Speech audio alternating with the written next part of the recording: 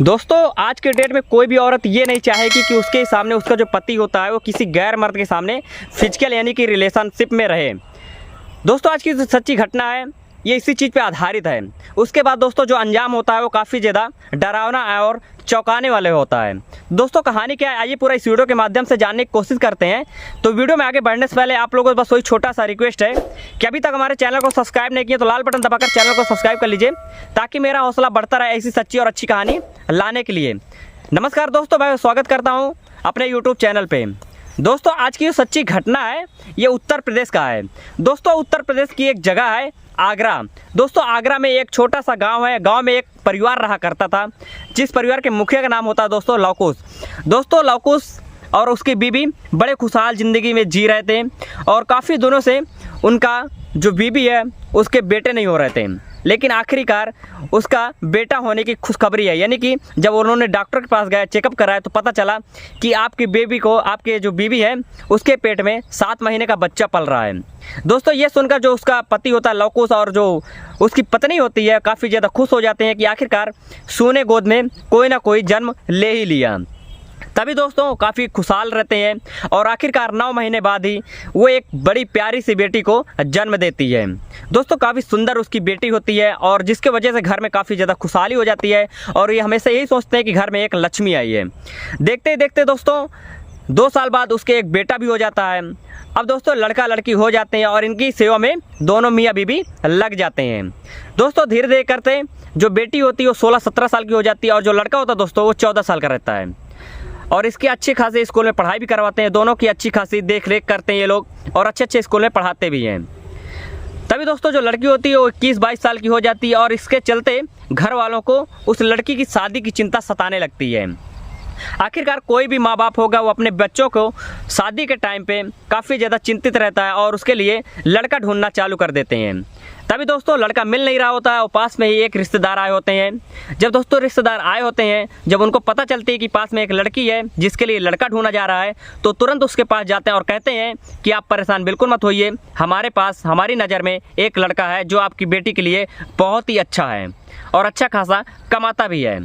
तो दोस्तों जो लड़की के माता पिता होते हैं यानी कि लवकुश और उसकी वाइफ वो दोनों लोग जाते हैं, देखते हैं लड़के घर द्वार देखते हैं और लड़का को देखकर पसंद कर लेते हैं और तुरंत ही शादी कर देते हैं। इधर दोस्तों जो उनका लड़का होता है वो भी 18-19 साल का पहुंच जाता है और कुछ उसकी गंदी हरकतों की वजह से जो उनका माता पिता होते हैं वो भी उसके लिए लड़की ढूंढना चालू कर देते हैं और शादी के लिए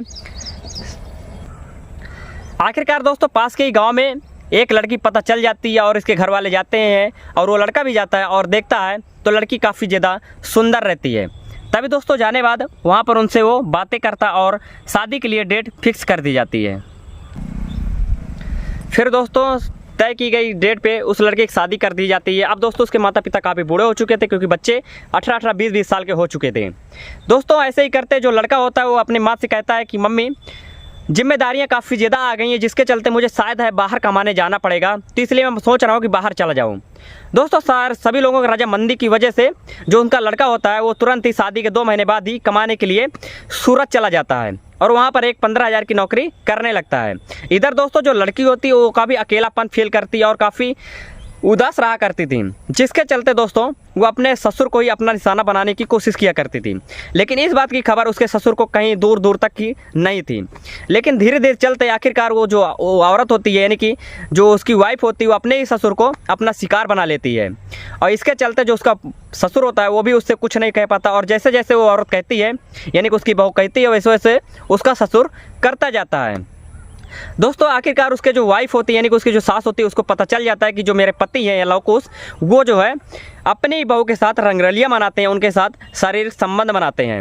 ये देखकर वो काफ़ी ज़्यादा चिढ़ने लगती है और काफ़ी ज़्यादा गुस्सा होने लगती है अपने बहू से और अपने पति से। लेकिन कहीं पर भी इन दोनों कुछ भी फ़र्क नहीं होता था। कभी कभी ऐसा भी होता था कि उसकी जो सास रहती है जो बाजू में रहती है और बाजू में ही ये अपने ससुर के साथ शारीरिक संबंध बनाया करता था, जिसके चलते दोस्तों उसकी जो माँ होती है काफ़ी ज़्यादा परेशान हो जाती है और फिर दोस्तों अपने बेटे के पास कॉल करके बताती है। जब दोस्तों उसका बेटा छुट्टी लेके घर आता है और देखता है तो सेम ऐसे ही होता है। फिर दोस्तों एक दिन जो होता है उसका बेटा जो है बाज़ार जाता है। बाज़ार जाने के बाद दोस्तों एक नशीली दवा लाता है और लाने के बाद शाम को खाने में मिला देता है। मिलाने के बाद दोस्तों अपने पत्नी और अपने पिता को दे देता है। जैसे ही दोस्तों उसके पत्नी और उसके पिताजी खाते हैं खाना को, वैसे ही वो दूसरे दिन उठते ही नहीं हैं।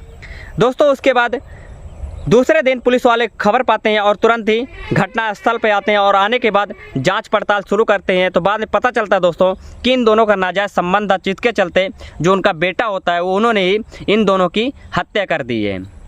इसके चलते दोस्तों कानून जो है वो सबके लिए बना होता है और वो तुरंत ही उसके लड़के को गिरफ्तार कर लेते हैं और गिरफ्तार करने बाद जेल में डाल देते हैं। दोस्तों आज की सच्ची घटना थी। इस कहानी को सुनाने का मकसद किसी के दिल को ठेस पहुंचाना नहीं है, बल्कि जागरूक करना होता है कि आज की डेट में जो भी शादी ब्याह हो रही है काफ़ी ज़्यादा समझौते के साथ किया जाता है और इसमें काफ़ी ज़्यादा समझौता होता है। तो आप लोग सतर्क रहें, सावधान रहें। जल्दी मिलते हैं दोस्तों एक नई कहानी के साथ। तब तक के लिए आप अपना ध्यान रखिए। जय हिंद, जय भारत।